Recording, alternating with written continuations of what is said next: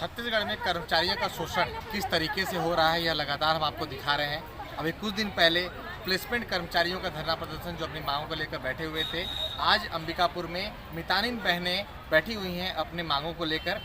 कहीं न कहीं शायद सरकार से, भाजपा सरकार से इनकी ये उम्मीदें हैं, क्योंकि भाजपा का ये नारा है कि हमने बनाया हम ही संवारेंगे। तो आज जितनी भी मितानिनें पूरे छत्तीसगढ़ में काम कर रही हैं और उनका जो भविष्य है वो बहुत उज्जवल नज़र नहीं आ रहा है। उनकी जॉब की जो गारंटी वो बहुत प्रॉपर नहीं है, जो सेवाएं उनको मिलनी चाहिए वो सारे कुछ नहीं मिल पा रहा है। आज उसी सारी मांगों को लेकर यहाँ पर धरने पर बैठे हुए हैं। हम बात करेंगे कि इनकी क्या मांगे हैं और आखिर क्या मजबूरी है जिसकी वजह से इनको काम छोड़कर यहाँ पर धरने पर आना पड़ा। सबसे पहले तो आपका संक्षिप्त परिचय बता देंगे।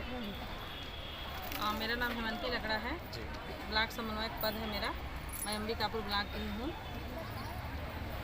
ये जो आपको जो धरना प्रदर्शन हो रहा है, कौन लोग हैं यहाँ पर उपस्थित और क्या क्या मांगे हैं आप लोग?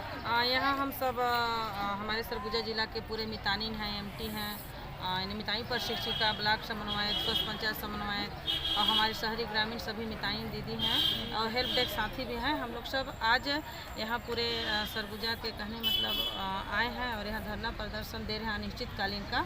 और हमारी 2 मांगे हैं। थोड़ा सा मैं आपको रोकूंगा, मुझे बताइए मितानिन जो है ये क्या होता है, क्या कार्य होते हैं इनके, जरूर बताएं जनता को।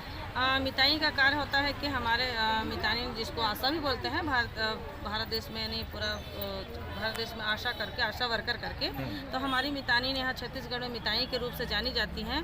और प्रत्येक पारे में एक मितानी रहती हैं जो अपने पारे के स्वास्थ्य की एक तरह से वो मुखिया होती हैं। छोटी मोटी समस्याएं होती हैं जैसे टीकाकरण में बच्चे को भेजने की और दस्त होने पर ORS देने की, छोटी मोटी जो तत्काल दर्द निवारण दवा थोड़ा सा तत्काल में प्राथमिक उपचार, ताकि उसको उपचार ताकि वो हॉस्पिटल तक पहुंच सके। प्राथमिक उपचार करने के लिए हमारी मितानिन जो अपने पारे में एक सेना की तरह खड़ी रहती हैं और मिताई का यही काम है। और शासन की योजनाएं जो होती है, शासन की योजनाएं होती हैं जैसे पेंशन वगैरह हो गया, चाहे आयुष्मान कार्ड बनवाना हो गया, इस समय भी हमारी मिताई की बहुत बड़ी भूमिका होती है। एक तरह से देखें तो हम मिताई को बोल सकते हैं वो पारे की मुखिया है स्वास्थ्य के मामले में। इतना महत्वपूर्ण पद है मितानिन, जो कि कहीं न कहीं पूरे एक वार्ड की, एक क्षेत्र की स्वास्थ्य की जिम्मेदारियों को और शासन की जो योजनाओं की जिम्मेदारी निभा रही है, उसके बावजूद अपना वहाँ पर काम छोड़कर आप लोग को यहाँ पर आना पड़ा, क्या कारण है उसके? हमको कहने में शासन के द्वारा जब भी हम अपनी मांगों को लेके उनके पास जाते रहे और साल भर पहले मोदी की गारंटी के तहत ये भी वादा किया गया था कि आपको 50% की वृद्धि देंगे और हर महीने के महीने आपके खाते में भी पैसा आएगा और बोले थे कि NRHM में आपको संविलियन किया जाएगा। तो 4 महीने से हमको बोला जाता है कि आपका संविलियन हो गया है, पर हमको कभी लिखित में आदेश न दिया गया है, ना कुछ हमको बोला नहीं गया है कि आपको हो गया है, बस हो गया है बोलते हैं। और इसी को लेके हम शासन के सम्मुख आए हैं। हमको आज ऐसा दिन हो गया कि हमको आके हड़ताल में उतरना पड़ा, सड़क में उतरना पड़ा, ताकि हमारी मांगों को सरकार तक हम अवगत कराएं। भाजपा के शासन में महिलाओं को बहुत प्राथमिकता दी जाती है, कहते हैं कि भाई महिलाओं को आगे बढ़ा रहे हैं, महिलाओं को सुदृढ़ कर रहे हैं, पर आज जो है महिलाएं जो उनके साथ काम कर रही हैं उनकी ये दशा है। क्या बोलना चाहेंगे इस बारे में?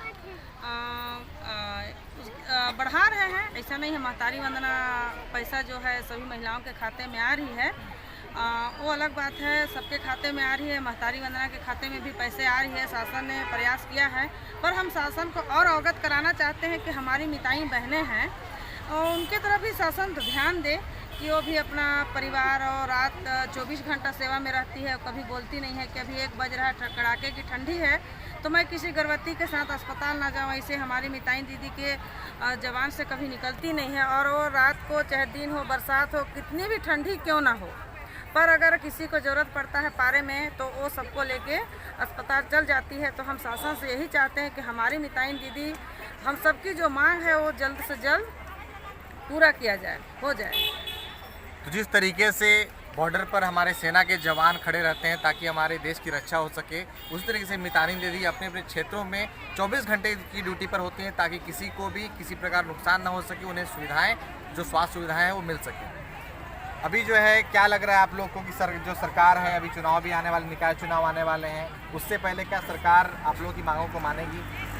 मेरे हिसाब से तो मानना चाहिए, क्योंकि यदि आज 60 घरों पे एक मितानिन है और एक मितानिन 60 घरों पे, तो वहाँ की जनसंख्या कम से कम 500 से 1000 जनसंख्या पे एक मितानिन है।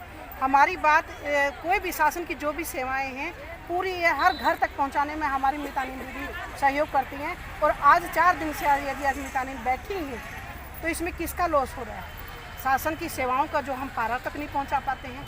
फिर भी हम लोग ने ये सभी मितानिनों को कर रही हैं कि डिलीवरी केस को या पारा में दुख तकलीफ को उनको सेवाएं दे रही हैं, उनको बंद नहीं किए हैं। बाकी शासन का जैसे टीकाकरण हो गया और ये अभी टीबी कुष्ठ का सर्वे हो रहा है, टीबी कुष्ठ का सर्वे को रोक दिए हैं क्योंकि हम लोगों को यदि 3 महीने 4 महीने से पैसा ही नहीं मिला है और शासन काम पे काम बढ़ाया जा रहा है। मितानिनों को कितनी तनख्वाह मिलती है मितानिन को? मितानिन को मानदेय के रूप में 2200 रुपया, जो 4 महीने से नहीं मिला है।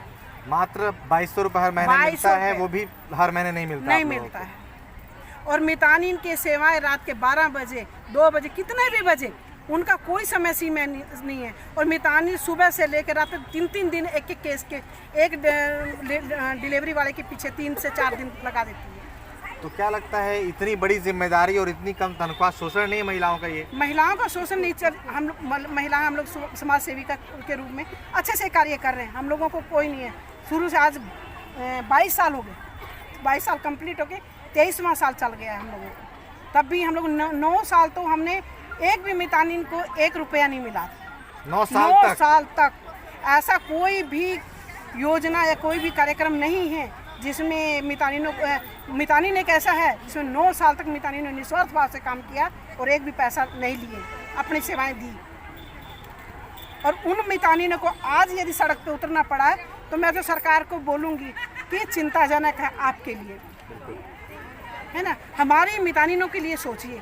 लगभग कितनी मितानिनें हैं पूरे छत्तीसगढ़ हम बात करें? हम जिले का बात छत्तीसगढ़ में 75,000 महिलाएं हैं जो मितानिनों का काम कर रही हैं। सब महिलाएं हैं, जितनी भी हैं टोटली महिलाएं हैं, 75,000 हैं।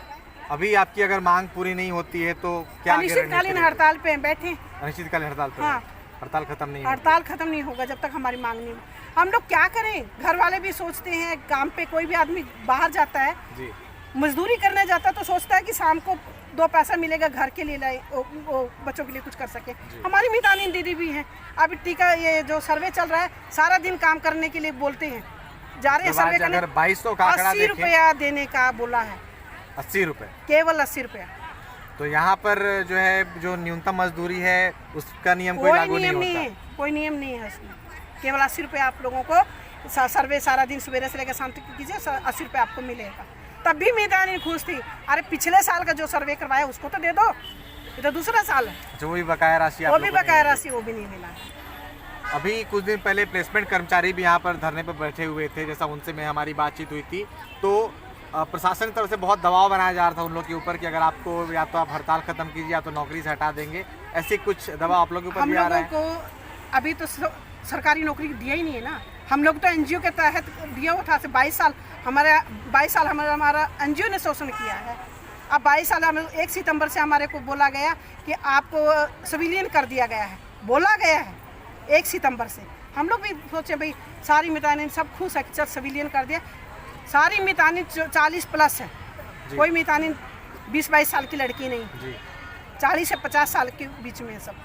तो सबको सोचे चलो रे अब इस उम्र में हम लोगों को कुछ आगे मिलेगा। तो अभी भी 4 महीने से बैठी हैं और 4 महीने से एक भी ना पैसा मिला है ना सिविलियन कर दिया गया कोई लेटर मिला है। आपकी मांगों में एक ये भी था कि NHRC के साथ काम नहीं करना है, थोड़ा सा बताएं कि NRHM में काम करेंगे, SHRC से काम नहीं करेंगे। वो एक एनजीओ है। अच्छा। एनजीओ के तहत हम लोग काम नहीं करेंगे।